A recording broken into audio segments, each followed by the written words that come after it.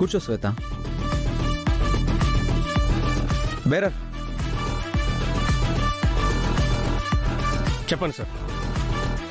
3 orange juices తీసుకురా. Okay sir. నాకేమొద్దు. ఏం పర్లేదు శ్వేత, జ్యూస్ తాగుతూ మాట్లాడుకుందాం. పిలిచిన విషయం ఏంటో చెప్పు, నేను వెళ్ళాలి. శ్వేత, నువ్వు అమ్మాయి గారింట్లో గొడవ పడడం నాకు ఇష్టం లేదు. అమ్మాయి గారు మొన్నేదో పొరపాటున నీ మీద ఫైర్ అయింది. దాన్ని మనసులో పెట్టుకుని పింకీని ఇబ్బంది పెడతారేమోనని భయపడుతుంది. ఓహో, అయితే కాళ్ళ బేరానికి వచ్చారన్నమాట. చూడు శ్వేత, మాకు మా లైఫ్తో పాటు పింకీ లైఫ్ కూడా మాకు ఇంపార్టెంటే. అందుకే కదా పింకీని అట్టం పెట్టుకొని మిమ్మల్ని సాధిస్తోంది.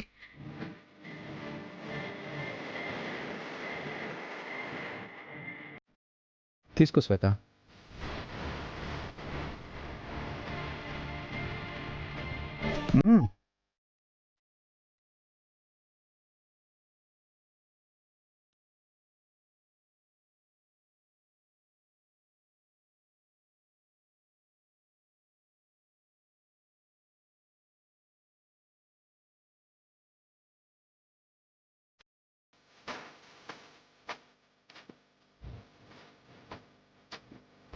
శ్వేత, పింకీ హ్యాపీగా ఉండాలంటే నువ్వు మాకు ఫేవర్ చేయాలి. మీ అన్నతో మాట్లాడి పింకీని బాగా చూసుకోమని చెప్పాలి.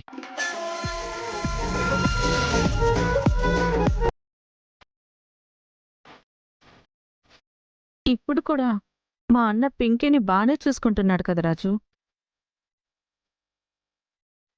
అయినా పింకీకేం తక్కువ చేశాడని?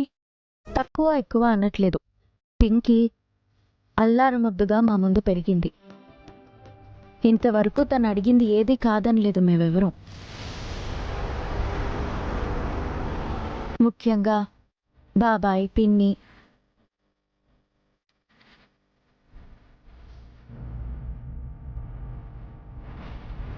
అలాంటిది ఇప్పుడు పింకీ అలా చేసేసరికి వాళ్ళు తట్టుకోలేకపోతున్నారు.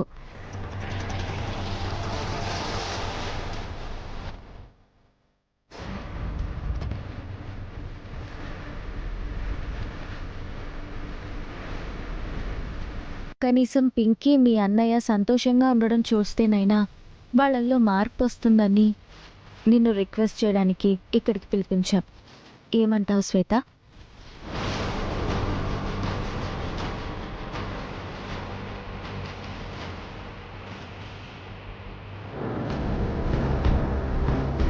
శ్వేత ఎక్కడా? నాకు తెలుసు శ్వేత ఎక్కడుందో మీకు తెలుసని.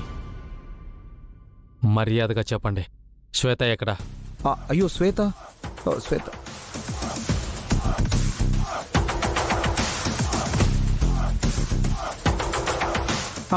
ఇందాకటి వరకు పాకెట్లోనే ఉంది, ఎక్కడో జారిపోయినట్టుంది. ఉండు, మళ్ళీ చూస్తాను. అమ్మాయి గారు, మీరు కూడా వెతకండి, ఇక్కడే ఎక్కడో పడిపోయి ఉంటుంది. అయ్యో, ఏంటి వెటకారంగా ఉందా? శ్వేత ఎక్కడుందని మమ్మల్ని నువ్వు అడగడం వెటకారంగా అనిపించడం లేదా? అయినా శ్వేత మాతో ఎందుకుంటుంది? శ్వేతని మీరే ఏదో చేసుంటారు. కాల్ చేస్తున్నా రెస్పాండ్ అవ్వట్లేదు.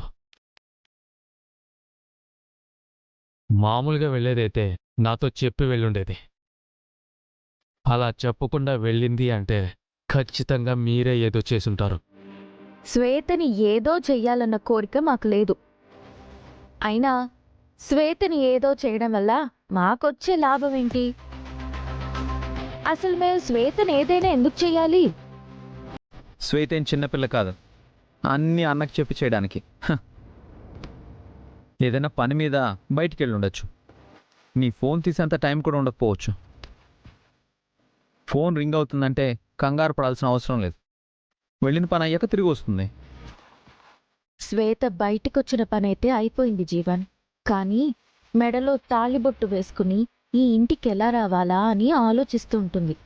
నీ ఫోన్ తీస్తే ఏం సమాధానం చెప్పాలా అని ఆలోచిస్తూ ఉంటుంది. పదనమ్మగారు.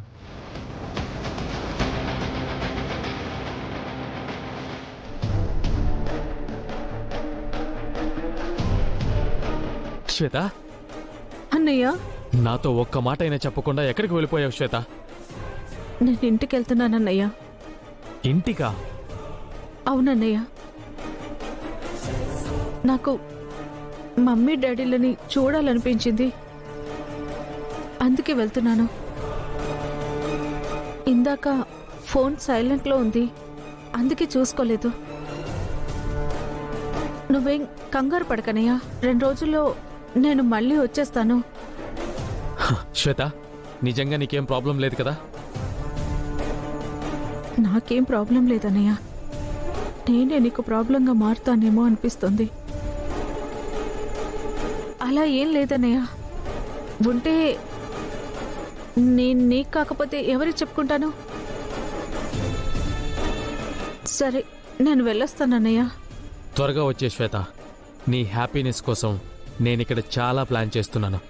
నువ్వు లేకపోతే నేనేం చేసినా వృధా అయిపోతుంది. అలాగే అన్నయ్య. సరే.